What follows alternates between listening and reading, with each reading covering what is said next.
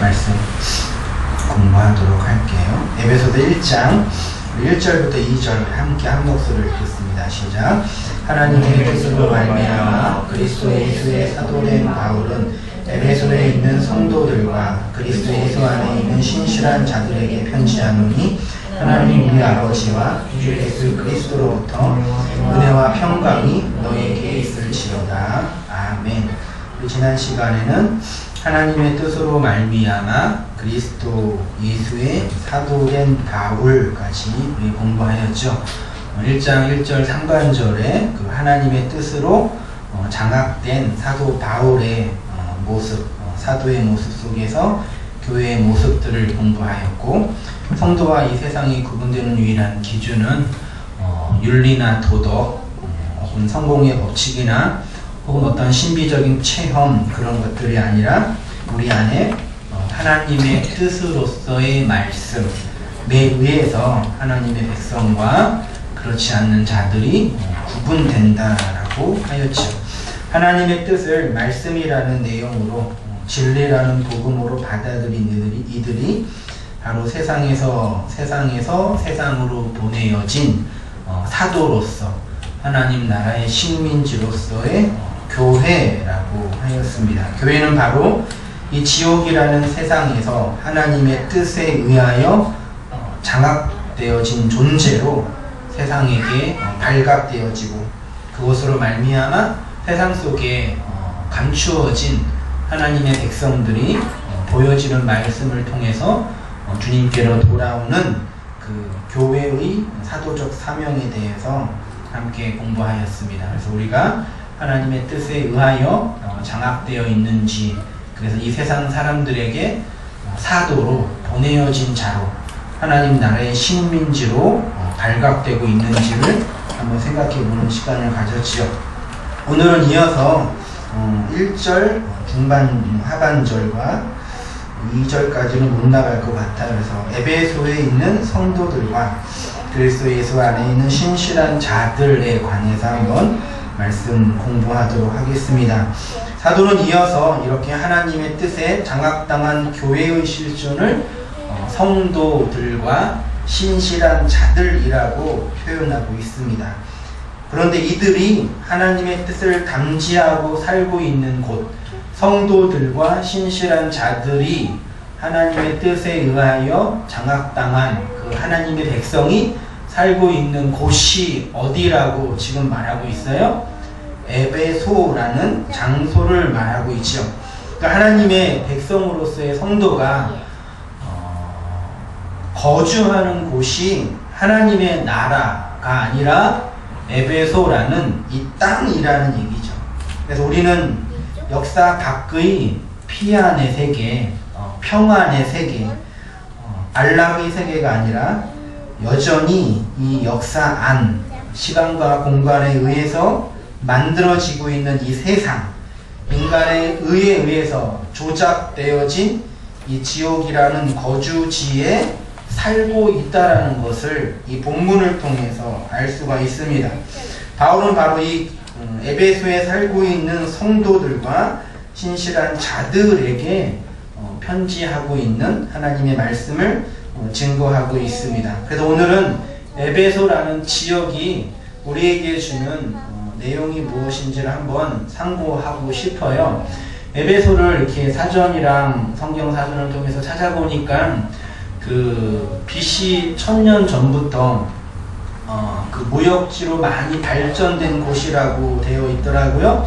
예수님이 오실 때, 그러니까 기원전 1세기경 쯤에는 로마의 식민지로 무역의 중심지가 되었습니다. 그러니까 무역의 중심지가 되었다라는 얘기는 많은 재화와 상품이 이 무역 항로를 통해서 오고 가는 그런 곳이었고, 많은 배들이 왔다 갔다 하면 돈이 있고 재화가 생겨서 이제 그 돈과 재화를 가지고 있는 이제 그 지주 계급이라 그럴까요? 그런 사람들의 형성이 되고, 그 부에 의해서 이제 소위 이제 민족 국가가 형성이 되는 그런 거겠죠.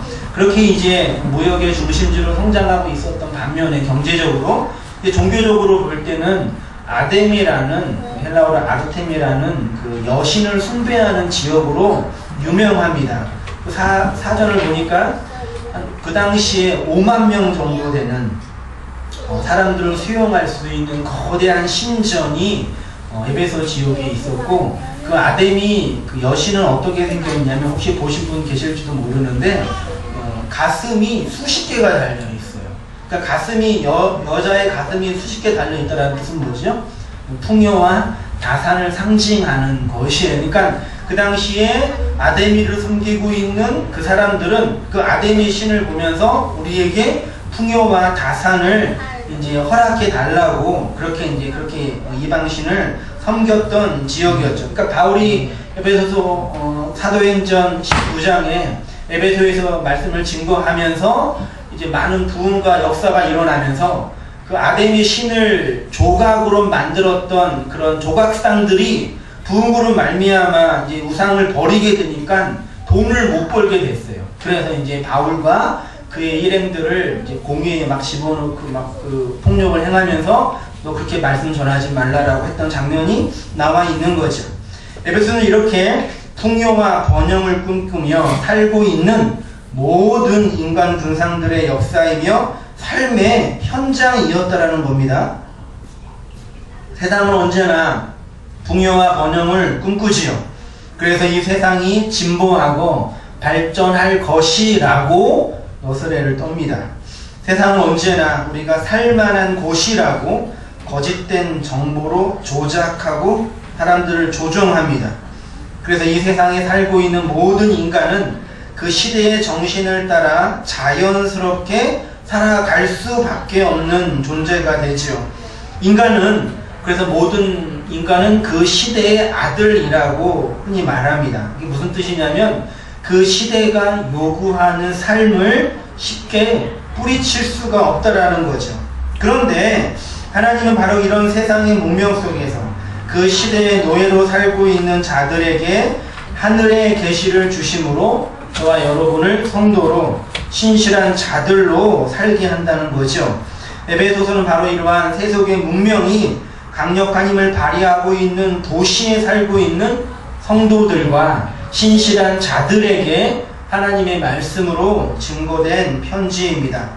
이렇게 풍요와 번영이라는 우상을 숭배하고 있는 도시에 사도 바울이 그 AD 52년경에 사도 바울이 사도행전을 보면은 총 4번의 선교 여행을 하거든요. 1차, 2차, 3차라고 흔히 말을 하고 마지막에 이제 로마로 악송되는 그러한 이제 선교 여행을 하는데 2차 전도 여행 때 고린도 지역에서 잠깐 에베소를 들렸어요. 52년경에. 그리고 이제 50 몇 년경? 4년경쯤에 3차 전도 여행에 본격적으로 이제 교회 개척 사역을 감당하게 돼요. 그래서 맨 처음에는 회당을 중심으로, 유대인들 중심으로 회당에 들어가서 하나님의 말씀을 열심히 3개월 동안 증거하였고, 나중에는 이제 회당과 다른 두란노 서원을 따로 세워서 2년 정도 열심히 말씀을 강론하였습니다. 사도 바울이 열심히 주의 말씀을 강론한 결과로 에베소 지역에 놀라운 그 말씀의 부흥이 일어났는데, 그 이야기가 사도행전 19장쯤에 쭉 나와 있습니다. 본문 보시기 바랍니다. 한번 읽어볼게요.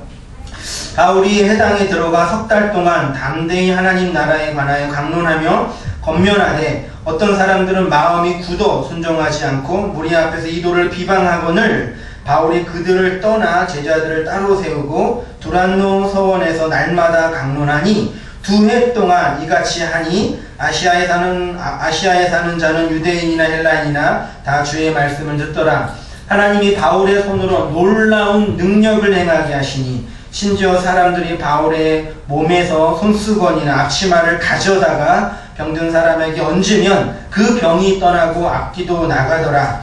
에베소에 사는 유대인과 헬라인들이 다 이 일을 알고 두려워하며 주 예수의 이름을 높이고 믿는 사람들이 많이 와서 자복하여 행한 일을 알리며 또 마술을 행하던 많은 사람이 그 책을 모아가지고 와서 모든 사람 앞에서 불사르니 그 책값을 계산한 즉 은 5만이나 되더라. 20절 결론 말씀이에요. 이와 같이 주의 말씀이 힘이 있어 흥왕하여 세력을 얻느니라 라고 되어 있어요. 에베소서는 바울의 이러한 말씀 사역으로 말미암아 놀라운 영적인 각성과 소위 붐이 일어난 지역입니다. 그러니까 에베소 교회는 이러한 바울의 말씀 사역으로 말미암아 세워진 교회라는 얘기죠. 여기에 본문을 잘 보시면 이와 같이 주의 말씀이 힘이 있어 흥황하여 세력을 얻느니라 라고 되어 있는데, 원형으로 헬라어 원문을 보면 이렇게 되어 있어요. 후토스 카타 크라토스오 퀴리오스오 로고스 아우사노카이 이키오스 이스키오라는 단어인데, 후토스는 이와 같이라는 단어이고, 줄친 단어가 3개가 있죠. 크라토스는 힘이 있다라는 말씀으로 번역할 수 있고, 퀴리오스는 주님이고, 로고스는 말씀이죠. 세력을 얻다라는 단어이고, 본문을 이제 번역을 하면 이처럼 이와 같이 그 주님의 그 말씀이 힘으로, 권능으로, 세력으로 성장하여서 힘을 얻게 되었다라는 얘기죠. 마치 바울이 전한 말씀이 사람들의 마음과 심령에 들어가 어떠한 능력을 발휘해서 그들의 내면과 영혼을 장악한, 우리가 1장 1절에서 보고 있는 말씀처럼 하나님의 뜻으로 말미암아 사도된 바울, 하나님의 뜻으로 장악돼서 그 뜻에 끌려가는 사도의 모습처럼 에베소 지역에도 이러한 말씀의 놀라운 역사와 능력이 일어났다는 말씀입니다. 그러니까 주님의 그 말씀이 힘과 권능으로 성장하고 세력을 얻게 되었다는 것이죠.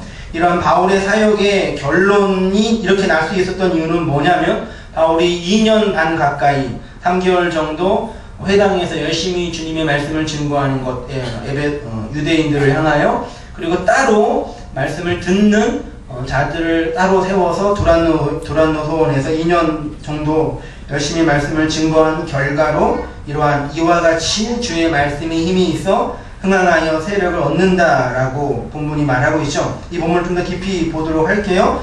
여기 주의 말씀이 힘이 있다라는 단어가 그 크라토스라는 헬라어로 되어 있는데, 헬라어 그 성경, 신약 성경의 힘, 권능, 권세라는 단어가 크게 3가지가 있어요. 첫 번째가 여러분이 잘 알고 있는 두나미스라는 단어가 있고, 두 번째가 오늘 본문에 크라토스라는 단어가 있고, 세 번째로는 엑수시아라는 단어가 있어요. 두나미스는 사도행전 1장 8절에 거기에 없어요. 1장 8절에 본문 알고 있죠? 오직 성령이 너에게 임하시면 너희가 뭘 받고요? 권능을 받고 해서 그 권능이 소위 두나미스라고, 그러니까 하나님의 말씀이 어떠한 우리의 내면에서만 머물지 않고 폭발적인 힘으로 외적으로 증거되는 모습을 두나미스라고 표현을 해요. 크라토스는 두나미스와는 좀 다르게 소위 이제 정치적, 권세적, 통치적 힘이라고 말할 수가 있어요. 제가 지난주에 여러분에게 하나님의 말씀에 장악당한 인간의 모습 속에서 하나님이 우리를 어떻게 통치한다 그랬죠? 도덕적인 피조물이니까 도덕적으로 통치한다 그랬죠? 말씀으로 우리를 통치할 때 그때 이제 크라토스라는 단어를 흔히 쓰고, 엑수시아는 어디에 나와 있냐면 요한복음 1장 12절에 영접하는 자, 곧 그 이름을 믿는 자들에게는 하나님의 자녀가 되는 뭘 준대요? 권세. 그때 그 권세, 그러니까 하나님의 자녀로서의 그 권위, 그게 이제 엑수시아라는 단어예요. 아무튼 뭐 그런 단어가 있는데, 그러니까 이런 거죠. 하나님의 말씀이 에베소 지역에 임해서 바울의 사역을 통해서 우상을 숭배하고 돈과 재화와 풍요와 번영을 숭배하고 있는 에베소 지역의 사람들을 장악하여 그들을 통치하는 내용으로서의 힘, 권세의 말씀이 그들에게 임했다라는 얘기입니다. 우상을 숭배하는 자들을 장악하고 그들을 헛된 우상에서 돌이켜 하나님을 향하여 성도로 살게 하였다라는 거죠. 그 말씀이 영이 되어 사람들을 장악하게 되었고, 그 장악된 말씀이 흥왕하여 거대한 힘, 세력을 얻게 되었다는 얘기입니다. 아주 영화부가 아주 많이 있어요. 여기 흥왕하다는 단어가 아욱사라는 단어이고, 세력을 얻다라는 단어가 이스키오라는 단어예요. 아욱사노는 잘하다, 성장하다가 더 적절한 의미이고, 이스키오는 그 힘, 권세를 행할 수 있다라가 이제 적당한 단어예요. 그래서 창세기 1장 22절에 이렇게 이제 번역할 수가 있습니다. 하나님이 그들에게 복을 주어 가라사대 생육하고 번성하여, 이게 번성하다가 히브리어로 파라라는 단어인데 헬라어로 아욱사노예요. 그러니까 하나님이 그 피조물에게 생육하고 번성하라. 그리고 인간들에게 생육하고 번성하라 라고 말할 때 이 번성이 자라가다 라는 단어에 하나님의 말씀이 그렇게 에베소 지역에 번성했다는 의미가 되겠죠. 나머지 이제 마가복음 4장 8절에는 더러는 좋은 땅에 떨어짐에 자라 무성하여, 말씀, 씨가 땅에 떨어져서 무성하게 풍성하게 자라는 장면을 설명하고 있고, 베드로서 3장 18절에 오직 우리 주 곧 구주 예수 그리스도의 은혜와 저를 아는 지식에서 뭐하라고요? 자라가라 라는 얘기죠. 이렇게 이제 하나님의 말씀으로서의 생명의 씨가 자라나서 나무가 되고 열매를 맺는 것처럼 말씀의 씨가 성도의 내면에 들어와 성도들을 장악하는 성장의 과정으로서의 말씀의 번성함, 그게 아욱사노, 큰 세력을 얻음이라는 얘기입니다. 이스키오는 힘과 그 능력이 형성되었다라는 뜻이죠. 마태복음 5장 13절에 너희는 세상의 소금이니 소금이 만일 그 맛을 잃으면 무엇으로 짜게 하리요? 소이는 아무 쓸데없어 다만 밖에 버리고 사람에게 밟힐 뿐이니라.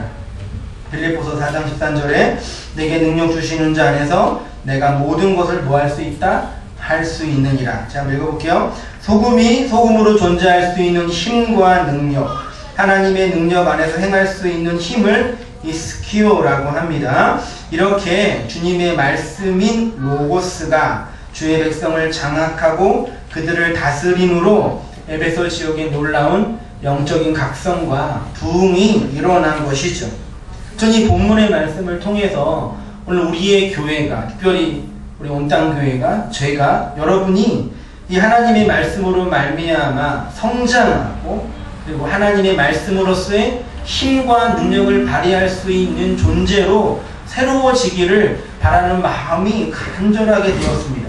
그 번영과 성공의 우상을 섬기고 있는 이 지옥의 백성들에게 빛으로 임한 그 말씀을 통해서 그들을 장악했던 우상을 버리고 하나님께 돌아왔던 것처럼 우리에게도 이러한 놀라운 말씀의 은혜가 나타나기를 바라고 기대하는 것이죠.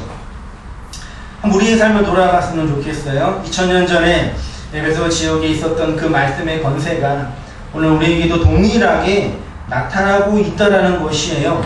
태초부터 심겨진 하늘의 말씀이 로고스로 우리 안에서 성장하고 풍성케 됨으로 번영과 성공을 꿈꾼 이 세상에서 그 말씀에 장악당한 자로, 말씀에 지배받는 자로 살게 하고 있다라는 말씀입니다. 에베소 지역에 살고 있는 성도들은 실제로 그리스도 예수 안에 있는 신실한 예수 안에 살고 있는 자들이에요. 그러니까 이렇게 하나님의 말씀으로 큰 은혜와 변화를 경험했던 자들이 그냥 하늘로 올라간 자들이 아니라 이 에베소 지역에 살고 있는 자들이라는 얘기입니다. 그래서 하나님의 백성인 교회는 이 두 지역에 살고 있게 된 자들이죠. 바울은 지금 하늘에 있는 성도들에게 편지하고 있지 않고 에베소 지역에 살고 있는 성도들에게 하나님의 말씀을 전하고 있습니다. 그러나 그들은 에베소 지역에만 살고 있지 않고 또한 어디에 살고 있는 자들이에요? 그리스도 예수 안에 있는 신실한 자들에게 하나님의 말씀을 증거하고 있어요. 그 본문을 보시면 하나님의 뜻으로 말미암아 그리스도 예수의 사도된 바울이 에베소에 있는 성도들에게, 그리고 어디에 살고 있는 자들에게? 그리스도 예수 안에 있는 신실한 자들에게 하나님의 말씀을 증거하고 있습니다. 그러면 에베소에 있는 자들이 예수 그리스도 안에 거하는 자로서의 말씀을 성도라고 지금 말하고 있거든요. 그래서 오늘 성도라는 의미가 가지고 있는 것이 무엇인지 좀 더 깊이 공부하도록 할게요. 제가 한번 읽어볼게요. 에베소에 있는 성도들이라고 할 때 이 성도라는 단어가 하기오스라는 단어인데 기본적인 뜻이 신에게 바쳐졌다. 그리고 구별되어졌다. 라고 많이 사용됐습니다. 그러니까 하나님의 나라와 복음을 위해서 구별되어진 존재가 성도, 하기오스라는 단어예요. 로이드 존스는 이 성도라는 단어 안에 두 가지 뜻이 있다고 설명했는데, 첫째가 구별된 자라고 설명하고 있고, 두 번째가 정결함을 입은 자라고 말하고 있어요. 구별된 자는 세상으로부터, 어디에서부터요? 에베소로부터 구별된 자로서의 성도의 모습을 말하고, 그 다음에 정결함을 입은 자는 죄와 악으로부터 깨끗함을 입은 자에 대해서 말하고 있습니다. 그 구별이라는 단어가 무엇을 의미하는지 우리 사도행전 19장 8절의 말씀을 통해서 한번 볼게요. 이거 무슨 말씀? 본문 보이시죠? 한번 같이 본문을 보도록 하겠습니다. 사도행전 19장 8절 같이 한번 읽어볼게요. 시작. 바울이 회당에 들어가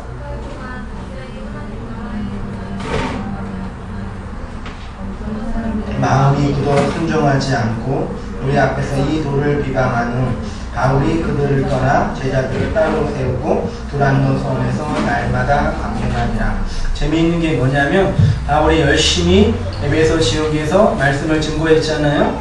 특별히 이제 그 회당에서 유대인을 중심으로 열심히 말씀을 증거했는데, 그 말씀을 받아들여서 그 말씀을 받아들인, 복음을 받아들인 성도들도 세워졌지만 그 말씀을 거부하고 대적한 자들도 있었다라는 얘기죠.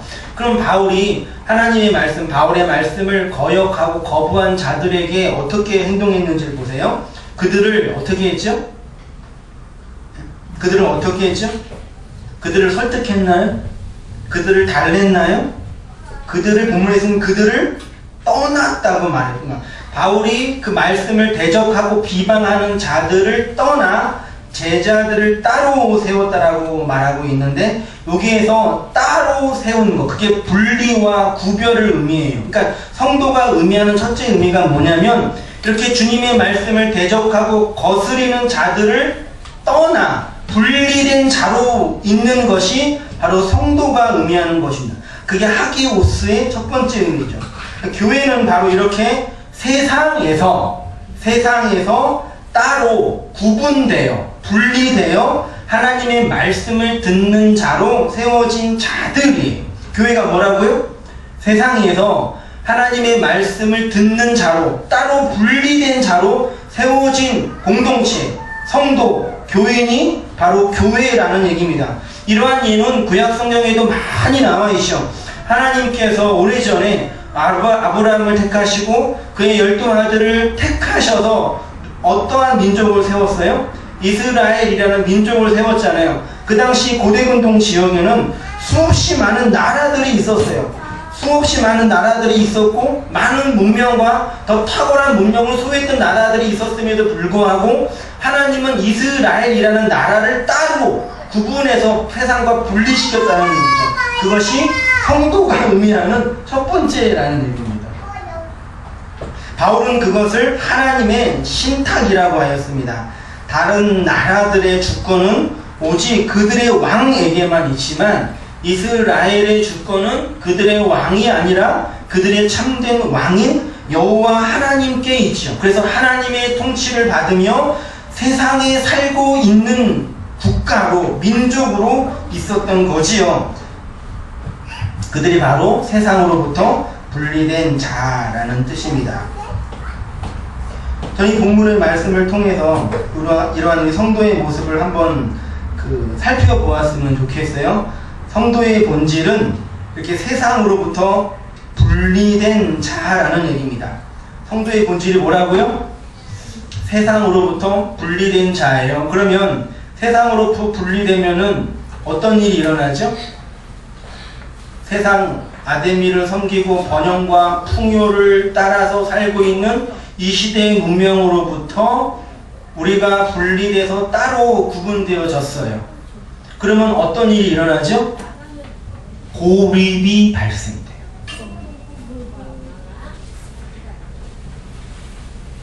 이 아담의 우상이 가득한 에베소라는 세상에서 번영과 성공을 목표로 살지 못해요. 그래서 성도는 어디에 있어야 되죠? 세상으로부터 고립되어 세상과 구분되어 분리됐어요. 그럼 어디 있어야 돼요? 하나님 안에 있어야 되죠. 오늘 본문에는 그 표현을 그리스도 예수 안에 있는 자라고 설명해요. 제가 맨 처음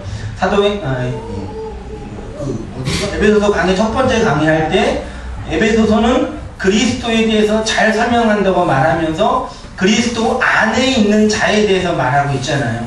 그렇게 세상으로부터 분리되어 고립된 자들이 거하는 곳이 바로 그리스도 안이라는 얘기죠. 그래서 사도 바울이 에베소에 있는 성도들과 그리스도 예수 안에 있는 신실한 자들, 믿음이 있는 자들에게 하나님의 말씀을 증거하고 있는 것입니다.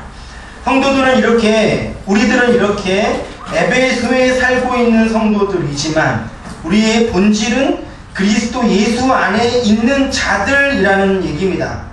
너희들은 이 세상에서 분리되어 고립되어 있다라고 말하는 거예요. 그러니까 어디에 있어야 된다는 얘기죠?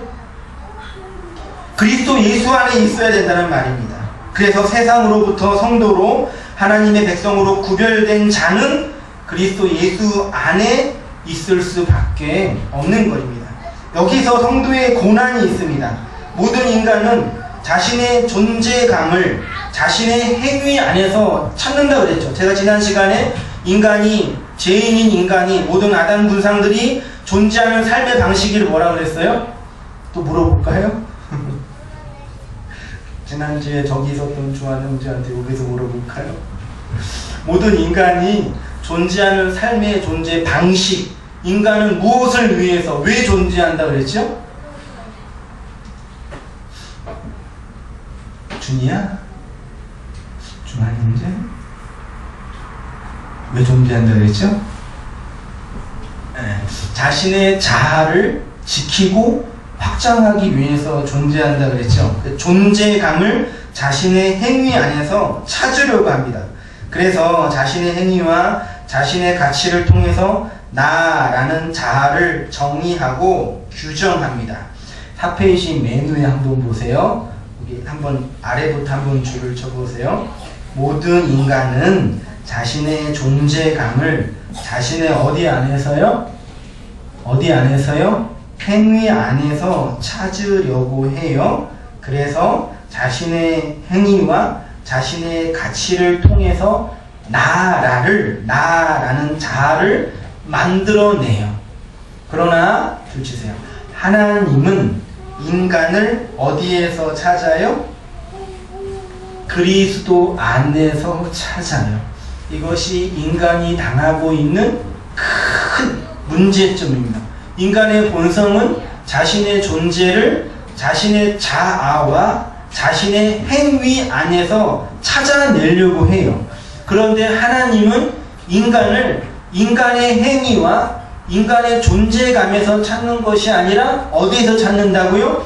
그리스도 예수 안에서만 인간을 찾으려고 해요. 그러니까 인간이 그리스도 예수 안에 있지 않으면 하나님에게 보여요, 안 보여요? 안 보여요. 그래서 그들이 지옥에 갈 수밖에 없어요. 바울은 그래서 하나님은 인간의 모든 행위를 뭐라고 본다고요?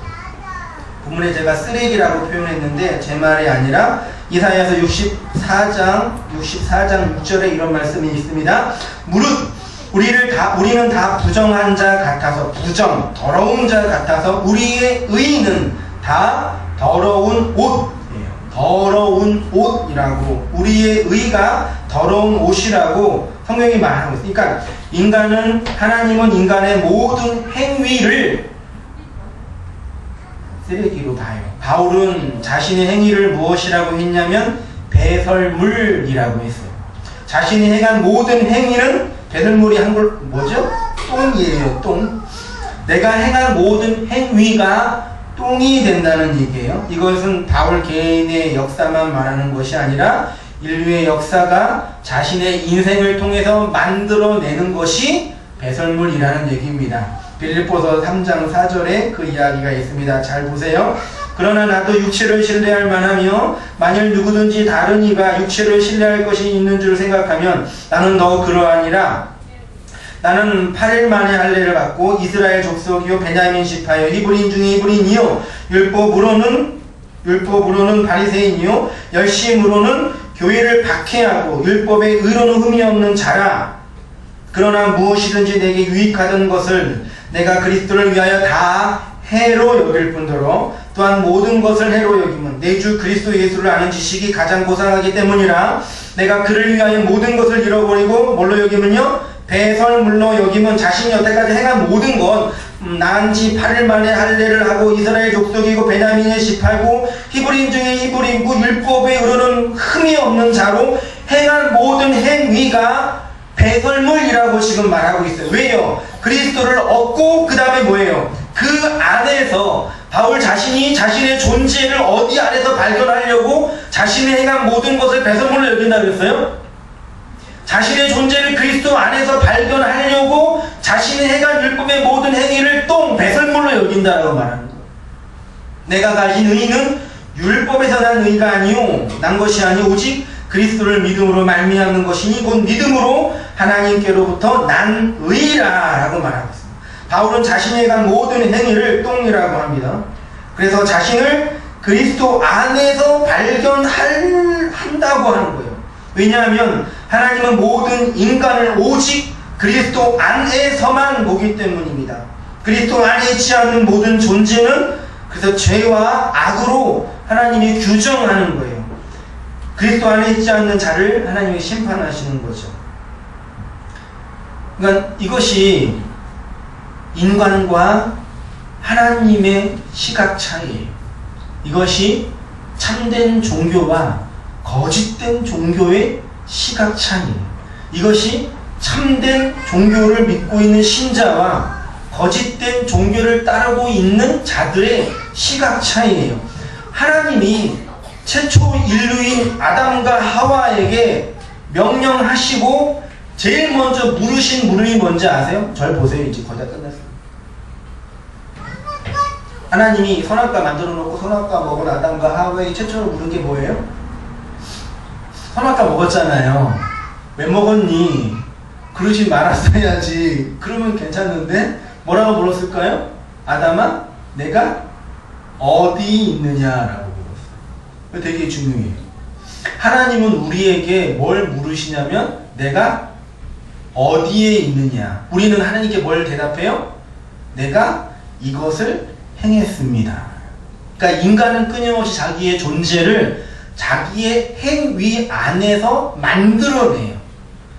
그래서 그것들을 많이 만들어낸 사람을 좋은 사람, 성공한 사람, 번영하는 사람, 칭찬받는 사람이라고 규정하고 그것을 많이 만들어내지 못하는 사람을 약한 사람, 실패한 사람, 좌절한 사람이라고 규정을 해요. 인간 수준을 이렇게 만들어내요. 그게 에베소 지역에 아데미를 섬기고 있는 번영과 풍요의 노예로 살고 있는 저와 여러분의 삶의 모습이잖아요. 그런데 하나님은 우리에게 뭘 물으시냐면 네가 무엇을 행했냐라고 묻지 않고 내가 어디에 있느냐라고 묻는 거예요. 우리는 하나님께 뭘 대답해야 돼요? 하나님, 내가 내 인생을 통해서 내 삶을 통해서 이거 행하고 저거 행하고 이렇게 만들었습니다라고 내 행위를 하나님께 드리는 존재가 아니라 내가 하나님이 있으라고 한 그 자리에 있습니다라고 대답한 자가 돼요. 창세기 3장 7절 이에 그들의 눈이 밝아져 자기들이 벗은 줄 알고 무화과 나무 잎을 엮어 치마로 삼았더니 그들이 그날 바람이 불 때에 동산에 거니시는 여호와 하나님의 소리를 듣고 아담과 그의 아내가 여호와 하나님의 낯을 피하여 동산 나무 사이에 숨은지라.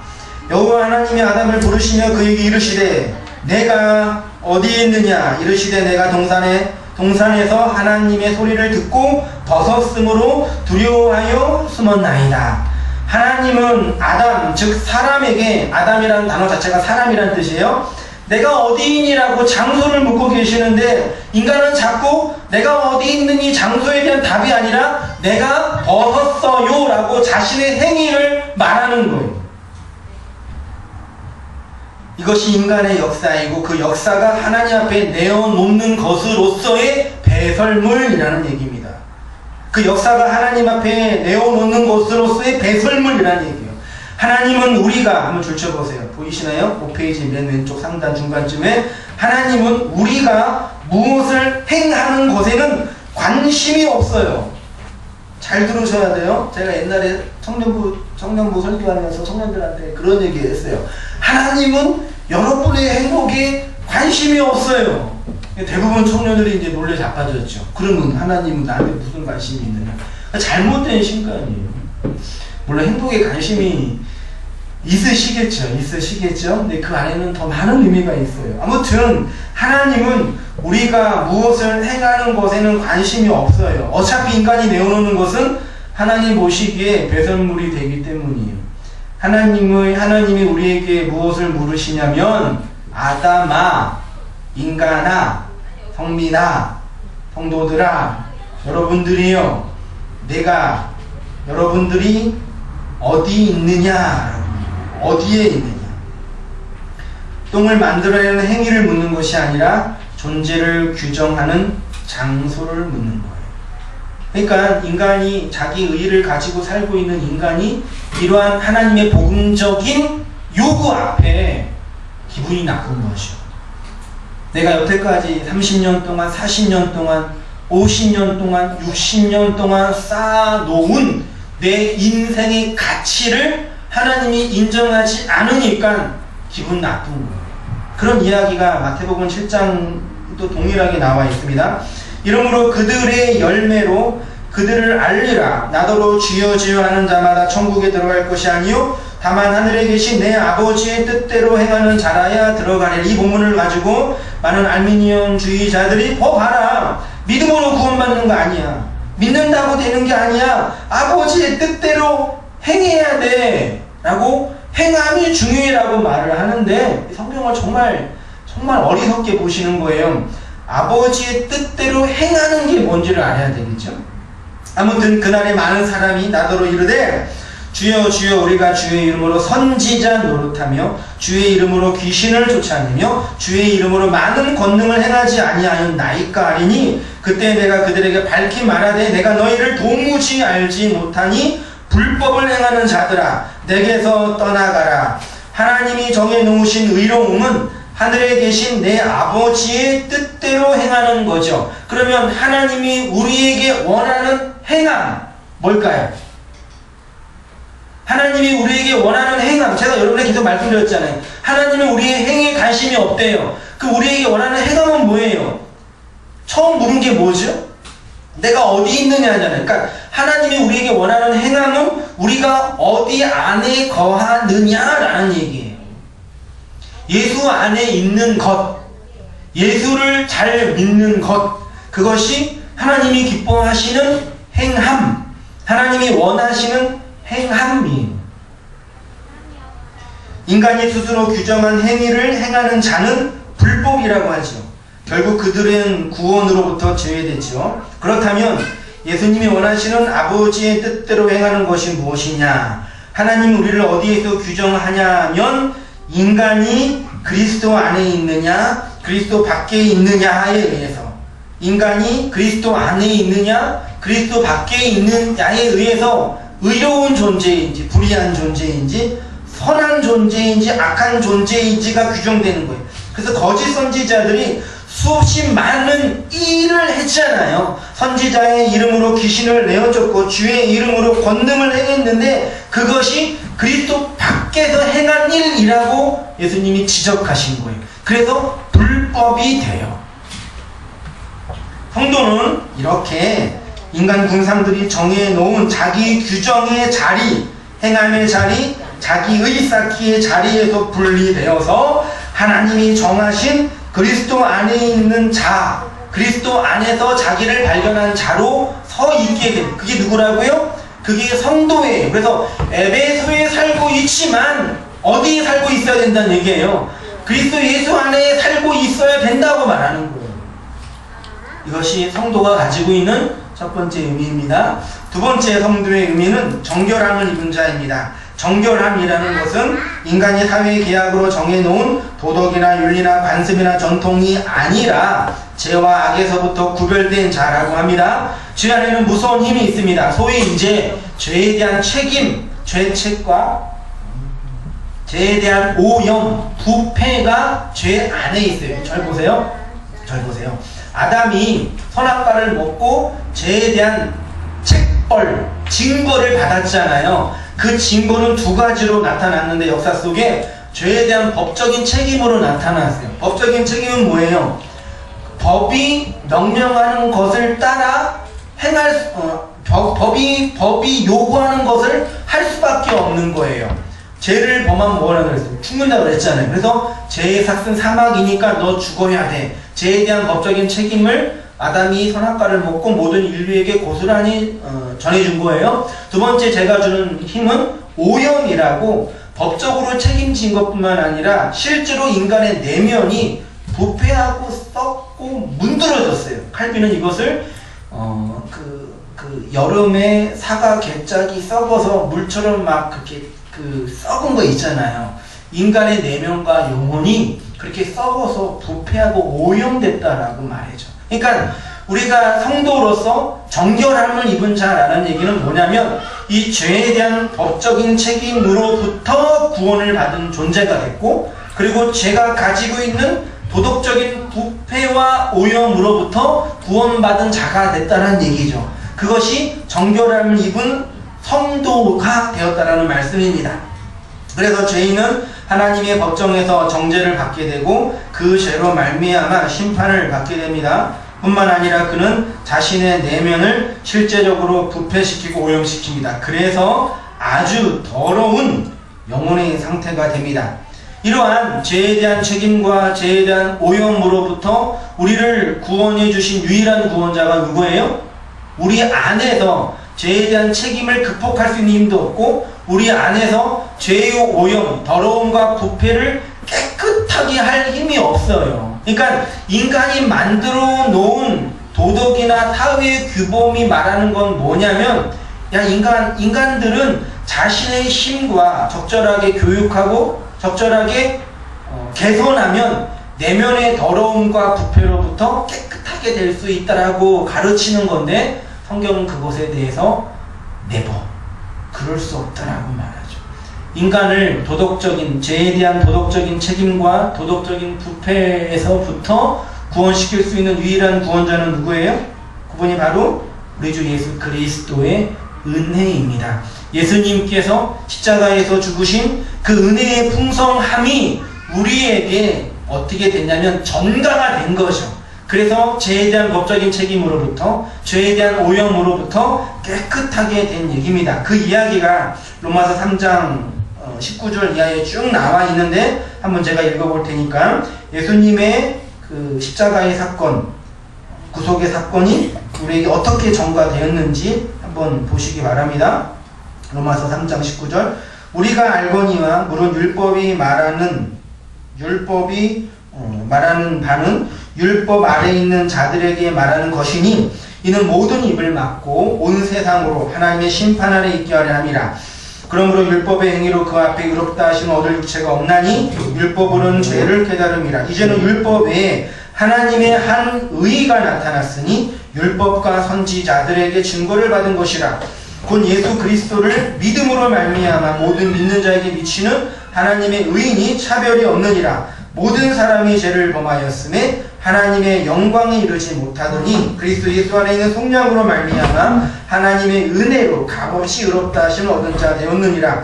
이 예수를 하나님의 그 피로써 믿음으로 말미암는 화목제물로 세우셨으니 이는 하나님께서 길이 참으시는 중에 전에 지은 죄를 간과하심으로 자기의 의로우심을 나타내려 하심이라. 전에 지은 죄를 간과하심으로 자기의 의로우심을 나타내려 하심이라. 곧 이때 자기의 의로우심을 나타내사 자기도 의로우시며 또한 예수 믿는 자를 의롭다 하려 하심이라. 그러므로 사람이 의롭다 하심을 얻은 것은 율법의 행위에 있지 않고 믿음으로 되는 줄 우리가 인정하노라. 성도의 정결함은 그리스도가 완성한 의를 전가받음으로만 가는. 그래서 하나님은 인간의 모든 존재를 인간의 행위에 근거하지 않고 그리스도의 행위, 그리스도 안에서 새롭게 발견된 그리스도의 의로움에서 인간의 행위를 보시는 거예요. 그래서 성도는 인간이 정한 존재 규정 방식으로는 살 수 없고 하나님이 정한 그 자리에만 있게 되죠. 그것이 바로 예수 그리스도 안이라고 본문이 말하고 있는 것입니다. 인간은 끊임없이 자기를 그리스도 안에서 규정하고 발견하려고 하지 않고 자신의 행위로 자신을 규정하려고 하지요. 왜냐하면 그리스도 안에 있으면 좋아요? 좋아요?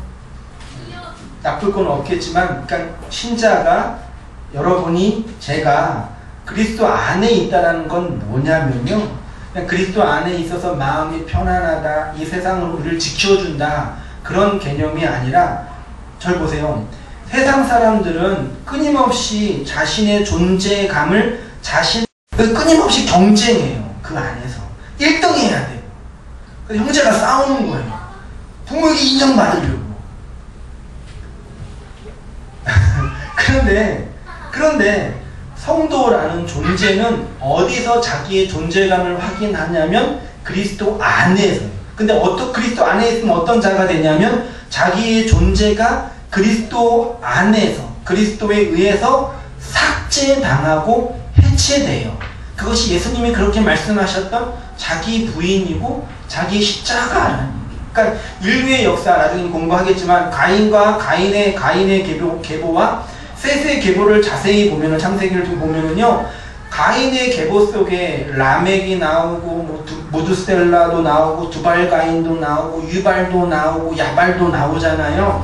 이런 자들이 끊임없이 인류의 문명을 음악도 하고 노래도 하고 목축도 하고 기계 문명을 만들어서 끊임없이 인류의 문명을 세워갔던 그런 사람들이에요. 그러니까 그리스도 밖에서 자기의 존재를 확인하려고 애쓰고 노력했던 가인의 자손들, 세상의 백성들이에요. 우리도 예수 믿기 전에는 그렇게 살았고 살 수밖에 없는 존재들이에요. 근데 경건한 셋의 자손들에게는 그렇게 인류의 문명을 만드는 이야기는 하나도 없고 맨날 뭐만 있냐면 낳고 주님과 동행하다 죽었더라. 별로 볼 게 없어요. 매력이 없어요. 그리스도 안에서 자기의 존재가 해체되고 사멸되어지는 거예요. 그래서 사람들이 그리스도의 의를 믿고 신뢰하는 것을 부담스러워해요. 왜요? 그 안에 있으면 내 존재가 삭제당하기 때문이에요. 그러니까 오늘날은 이것을 얘기하지 않아요. 예수님 믿으면 행복해요. 예수님 믿으면 소원 들어줘요. 예수님 믿으면 번영해요. 제가 제 카페에다, 우리 그 홈피 카페에다 제 멘토 설교자 중에 얘기하다가 그 이제 여러 거짓 선지자 카테고리를 만들어 놓고 조엘 오스틴 그 설교를 이렇게 올려놨어요. 근데 몇 번 들어보니까 그게 한참 한국에서 유행했었잖아요. 그게 들어보니까 설교를 진짜 잘해요. 정말 탁월하고 교회도 한 4만 명이 쭉 앉아있더라고요. 지금 몇 명 되지도 않는 이 개척교회랑 비교도 안 되더라고요. 근데 그분의 말의 핵심은 뭐냐면요, 하나님은 항상 우리에게 힘을 주시고 잘 되기를 바라시는 좋으신 분이다. 즉 하나님을 이용해서 우리가 바라고 원하는 것을 만들어내고 이루어내자라고 끊임없이 얘기하는 거예요. 그러니까 그리스도 안에서 자기의 존재가 없어지고 사멸되는 것이 뭔지 몰라요. 그리스도를 잘 이용해서 하나님을 잘 활용해서 내가 바라고 원하는 것을 이루어내자. 그래서 긍정이라는 가치를 끄집어내서 나를 만들어내는 거예요. 근데 복음은 그것과 정반대죠. 걱정되는 건 그거죠. 한국교회 대부분의 설교자들과 교회들과 성도들이 그것이 기독교라고, 기독교인 것처럼 말하고 있잖아요. 인간은 그렇지 않습니다. 선악 까먹은 인간은 끊임없이 자기의 존재를 자기 안에서, 자기의 행위에서 만들어내려고 합니다. 그러나 하나님은 인간을 자기 안에서, 인간의 행위 안에서 찾지 않고 그리스도 안에서 찾는 거죠. 그래서 하나님이 아담에게 내가 어디 있느냐라고 묻는 거예요.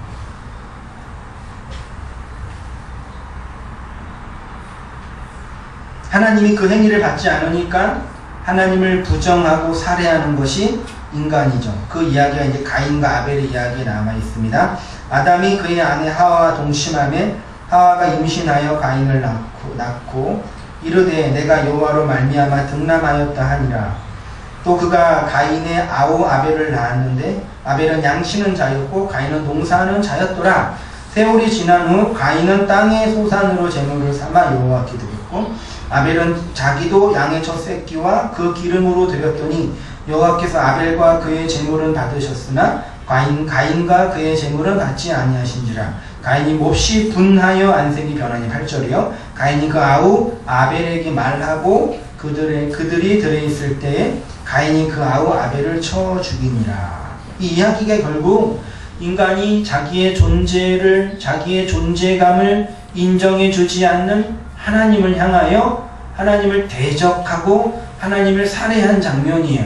가인이 하나님이 받으신 아벨의 제사, 그러니까 하나님이 받으신 아벨을 가인이 쳐서 죽였죠. 질문 드릴게요. 가인이 아벨을 죽일 때 아벨을 죽인 걸까요? 하나님을 죽인 걸까요? 자아숭배에서 공부했잖아요. 가인이 아벨을 살해할 때는요, 아벨을 받으신 하나님을 살해한 거예요. 어떤 뜻이에요? 당신이 뭔데 내 제사 받지 않아. 기분 나빠서 하나님을 살해한 거예요. 그래서 아벨이 그렇게 죽어간 거죠. 이 이름의 뜻 안에도 가인은 소유하다, 얻다라는 뜻이고 아벨은 없음, 허물한 뜻이에요. 우리의 존재가 그리스도의 어린 양의 보혈로 드려지는 제사 안에 함몰되면 저와 여러분 있어요, 없어요? 없음이 돼. 그게 아벨의 제사예요. 근데 가인은 그 제사로 말미암아 자기의 존재를 드리려고 하는 거예요. 그래서 가인이 아벨을 쳐 죽인 거죠. 그리스도 안에서 자기의 존재가 없음이고 나를 나되게 하는 것은 나의 어떤 행위나 조건이 아니라 하나님이 허락하신 대속적 죽음이라는 것을 아는 것이 그래서 성도에게 중요한 내용이라는 얘기입니다. 정리할게요. 에베소라는 번영과 성공의 자기의 쌓기 정신으로 살고 있는 아담 군상들, 가인의 자손들은 그리스도 안에서 자기를 발견하려고 하지 않지요. 왜냐하면 내가 그리스도 안에 있으면 나라는 존재가 없음이 되고 허무가 되기 때문입니다. 나의 존재가 사멸되고 그리스도 안에서 함몰되는 것은 차라리 죽는 것이 더 낫다라고 생각합니다. 그래서 하나님을 살해하는 자로 역사 속에 드러나지요. 그들은 끊임없이 자신들의 행위와 자기 규정 안에서 살려고 합니다.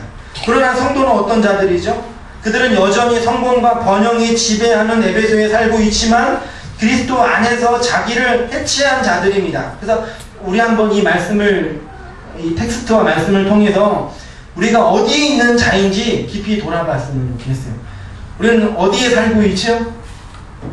아데미를 섬기고 있는 번영과 풍요가 인생의 가치라고 살고 있는 에베소 지역이라고 하는 이 서울에 살고 있어요. 그래서 번영과 풍요를 추구하는 자들처럼 보여질 때도 있어요. 어쩔 수 없어요. 먹고 살아야 되니까요. 그렇지만 에베소 지역에만 살고 있는 자가 아니라 또 어디에 있는 자예요? 어디에 있어요? 그리스도 예수 안에 있는 자들이에요. 그리스도 예수 안에서 우리의 존재가 하나님께 확인된 자들이에요. 그러니까 세상은 자기의 존재를 에베소라는 이 우상만 섬기고 있는 풍요와 번영을 추구하는 이 시대의 정신을 끊임없이 추구하며 거기에 노예로 살고 있는데 성도는 하나님의 백성은 사도로 부름받은 저와 여러분은 이 에베소에 살고 있지만 또 다른 장소인 그리스도 예수 안에서 우리의 존재를 발견하고 찾아야 된다는 얘기입니다. 그런데 그렇게 그리스도 안에서 우리의 존재를 찾고 발견한 자는 어떻게 드러나요? 아벨처럼 없음으로 그리스도 예수만 드러나는 존재로 살게 되는 거죠. 그렇게 살아가시는 복된 성도님 되시기를 바랍니다. 바로 그런 자들이 그리스도 예수 안에 있는 신실한 자들이고 믿음을 소유한 자들이죠. 본문 다시 보세요. 그리스도 하나님의 뜻으로 말미암아 사도된 바울은 에베소에 있는 성도들, 구별된 자들, 그리고 정결함을 입은 자들이 그리스도 예수 안에 있고, 그리스도 예수 안에 있는 자들을 뭐라고 표현해요? 신실한 자들이거든요. 신실한 자들이, 한글 성경은 좀 번역을 잘못했는데 신뢰할 만한 자들이 아니라 믿음을 가지고 있는 자예요. 그래서 다음 주는 그 본문과 2절의 말씀을 가지고 말씀 공부하도록 하겠습니다. 한번 같이 한 목소리로 그 말씀